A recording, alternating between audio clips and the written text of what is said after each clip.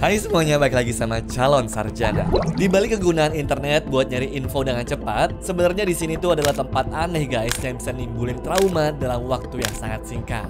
Contohnya aja kayak video-video ini nih. Sudah penasaran dengan sisanya? So, let's check this out. Nomor 5. Main-main di rel kereta. Salah satu hiburan orang Indonesia yang tinggal dekat rel kereta, bisa dibilang ya kereta itu sendiri. Ada yang cuma duduk di pinggir rel, ikut lari-lari pas kereta muncul, atau bahkan sekedar dadah-dadah ke para penumpang. Tapi akhir-akhir ini ada video yang viral tuh dan cukup bikin merinding di internet. Jadi ceritanya ada bocah-bocah yang lagi main dekat rel kereta api.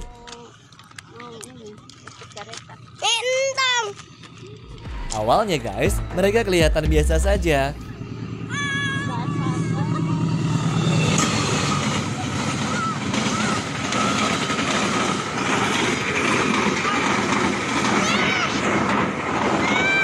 Tapi tiba-tiba, salah satu anak di sana kena tabrak kereta yang sedang melintas.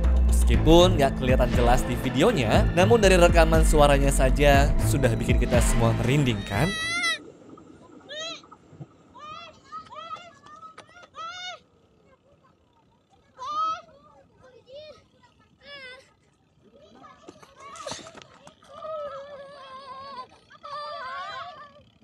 Kejadian tersebut terjadi di Kampung Daringo, Kerawang, Jawa Barat, di mana menyebabkan setidaknya 4 orang tewas seketika.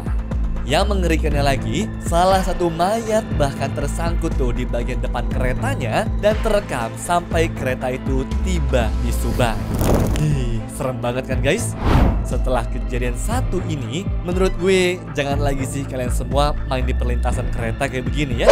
Mau cuma dadah-dadah kek atau lari-lari, saran gue dari jauh aja lah ya. Gak usah sampai ke perlintasannya secara langsung tuh guys. Nyawa itu nggak bisa dibeli, jadi lebih baik kita waspada dan jaga diri sebaik-baiknya. Nomor 4.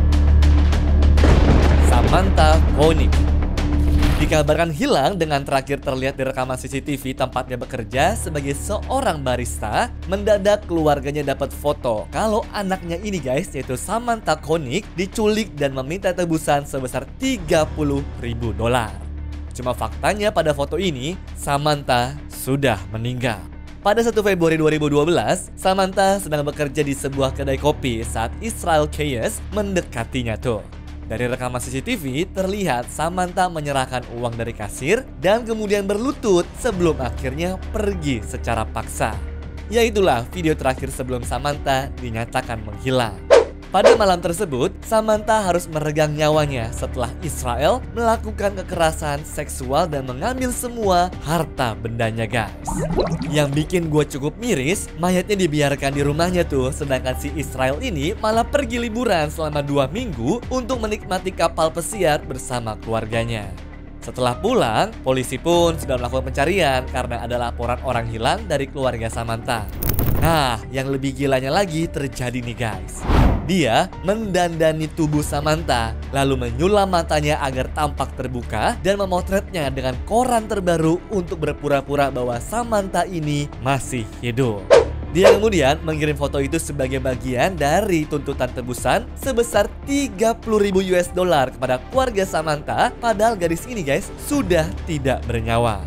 Setelah itu pun dia memutilasi tubuhnya serta dibuang ke danau begitu saja. Gila kan? Israel Keyes ini akhirnya tertangkap ketika dia menggunakan kartu ATM milik Samantha untuk narik duit saat dia berkeliaran di berbagai kota di Amerika Serikat. Nah, jejak digital ini memungkinkan polisi melacak keberadaannya guys. Dan pada tanggal 12 Maret 2012, Israel Keyes ditangkap di sebuah restoran di Texas. Setelah dibawa kembali ke Alaska, tersangka ini mengaku itu pembunuhan Samantha dan juga beberapa kejahatan lainnya. Namun, sebelum dia bisa diadili, dirinya mengambil nyawanya sendiri pada Desember 2012. Di dalam sel penjara, dia meninggalkan catatan misterius dan gambar-gambar berdarah yang hanya menambah misteri tentang berapa banyak korban lain yang mungkin telah dia bunuh.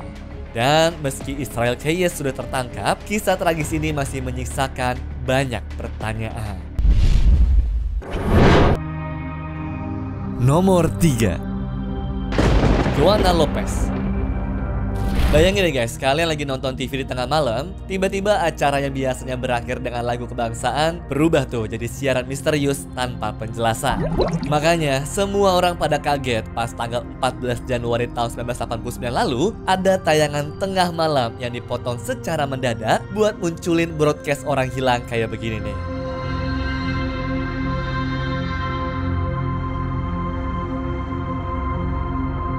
Siaran ini berlangsung selama berjam-jam. Tapi anehnya, gak ada catatan resmi tentang siapa Joanna Lopez ini atau mengapa dia menghilang guys. Lihat nih bedanya sama anak hilang lain yang dikasih banyak deskripsi. Bedanya 180 derajat banget kan? Tapi semakin berkembangnya teknologi, sebenarnya kasus Joanna ini pun sempat bikin penasaran orang-orang penyuka kasus misteri. Sehingga di zaman sekarang guys, mulai banyak teori bermunculan terkait hilangnya sang remaja itu tuh. Joanna ini kemungkinan adalah remaja berumur 13-15 tahun yang hilang karena kemauannya sendiri. Bukan diculik sama orang asing atau bukan gara-gara keadaan di rumahnya yang gak sekondusif itu ya. Teori kedua, Joanna kemungkinan adalah Jendo, yaitu perempuan yang dibunuh di salah satu gang Chicago di tahun 1994. Teori ketiga adalah foto ini guys dibuat sama orang yang nyulik, sehingga keluarga Joanna lah yang menghubungi dia seakan-akan siap bernegosiasi kalau mau anaknya kembali. Lalu teori keempat, aslinya memang gak ada Joanna di dunia ini dan foto itu pun cuma hasil rekayasa saja. Soalnya orang-orang yang nyari informasi di database pun gak nemu hasilnya apa-apa guys. Ya entah selama ini namanya salah, gak ada yang laporin hilang, ataupun kasusnya belum terekam secara digital saja tuh. Nah, berhubung kasusnya terlalu menarik, akhirnya ada guys grup yang terbentuk lewat Reddit di mana selama 5 bulan mereka dapat banyak informasi tuh. Seperti nomor telepon yang ditaruh di tayangan itu merupakan nomor Joe Mayo, yaitu polisi divisi remaja di Chicago. Kemudian tidak pernah ada laporan anak hilang dengan nama Joanna Lopez dari tahun 1988 sampai dengan 1990. Dan foto yang ditayangin aslinya sudah diedit sedemikian rupa dari foto yearbook SMA Chicago. Bahkan fotonya saja merupakan gabungan dari murid perempuan bernama Rachel Lopez sama teman-teman lainnya loh.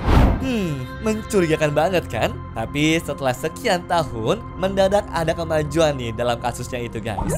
Dimana akun Reddit bernama Bubblegum Rat mengaku sudah teleponan sama Joanna yang asli. Sang remaja pun mengaku tuh kalau dia beneran hilang, namun hanya sebentar saja guys. Sayangnya, pas dikontak buat klarifikasi lebih lanjut, Joanna gak menjawabnya kembali. Dan berhubung kasusnya sendiri pun dimulai dari informasi yang sesedikit mungkin, rasanya berujung sampai ke sini aja udah bisa kita syukuri gak sih? Gue berharap yang ngekontak Bubblegum Rat tadi tuh beneran Joanna ya, dan gak pernah hilang sama sekali guys. Lebih mending netizen tuh pada buang waktu buat berteori deh daripada ada anak yang hilang kan. Walaupun gak ada kejelasan pasti, tapi banyak orang guys kayaknya menganggap itu sebagai akhir dari kisah aneh Joanna ini. Nomor 2, Anna Uskova.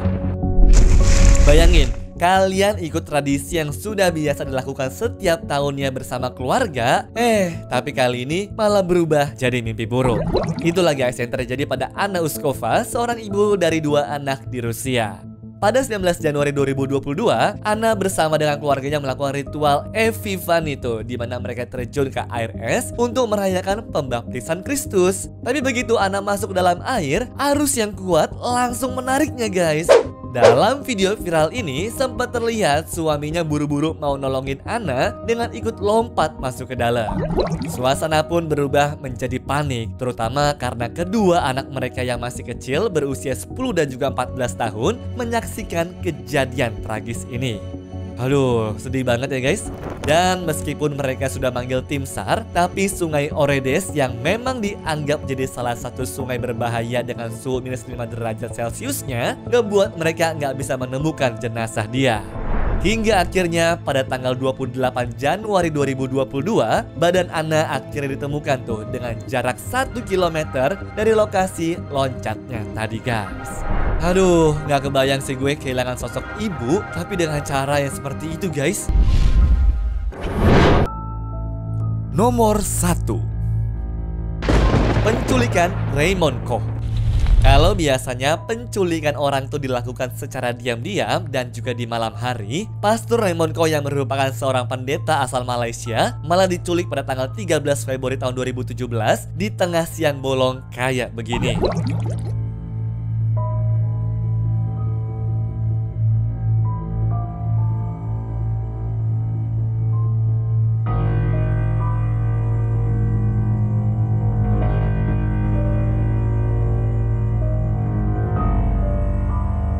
Pada siang hari itu guys, Raymond sedang dalam perjalanan untuk mengantarkan makanan ke rumah temennya itu tuh. Sayangnya saat dalam perjalanan, 3 mobil SUV hitam mengepungnya dan memaksa dia untuk berhenti. Setidaknya ada 8 orang pria keluar dari sana dan beberapa di antaranya membawa senjata untuk menyerang pendeta itu. Kalau dilihat dari polanya, penculikan ini sih sangat terorganisir banget guys. Soalnya selain 3 SUV tadi, ada 2 motor dan juga 1 sedan putih yang terlibat tuh untuk mengatur lalu lintas yang kacau sambil nakut-nakutin para saksi di lokasinya. Bayangin deh teman-teman, seluruh proses penculikan ini hanya berlangsung selama 40 detik doang. Dan sejak saat itu, Raymond bersama mobilnya hilang bagai ditelan oleh bumi. Satu-satunya bukti ya cuma rekaman CCTV kali ini nih. Dan setelah kejadian tersebut, banyak banget guys teori konspirasi yang muncul. Soalnya, pendeta Kristen satu ini sering banget bantuin orang-orang membutuhkan. Mulai dari para single parents, para pecandu narkoba, bahkan sampai para pengidap HIV juga.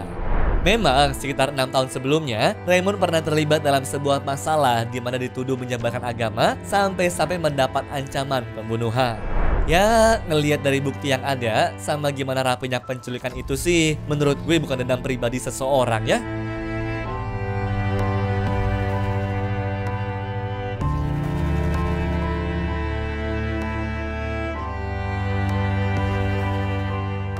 Tapi kayak ada orang-orang berkuasa di sana guys yang gak suka sama tindak tanduknya pendeta ini gak sih? Setuju gak kalian? Nah, meskipun investigasinya resmi dilakukan, hasilnya belum pernah dipublikasikan nih guys. Dan sampai sekarang, Raymond belum ditemukan. Yang lebih mengkhawatirkan, kasusnya bukanlah yang satu-satunya. 3 orang lainnya yaitu Embry Cemat, Joshua Hilmi, dan Ruth Sitepu juga hilang dalam situasi serupa hanya beberapa bulan sebelumnya. Hingga kini, misteri tersebut belum terpecahkan. Dan banyak orang khawatir ada sesuatu yang jauh lebih besar dan lebih gelap sedang terjadi di Malaysia. Kalau menurut kalian yang sebenarnya terjadi pada Raymond ini tuh apa guys? Komen di bawah ya. Anyways, cukup sampai di sini ya guys video hari ini. Sampai jumpa di video selanjutnya. Dah.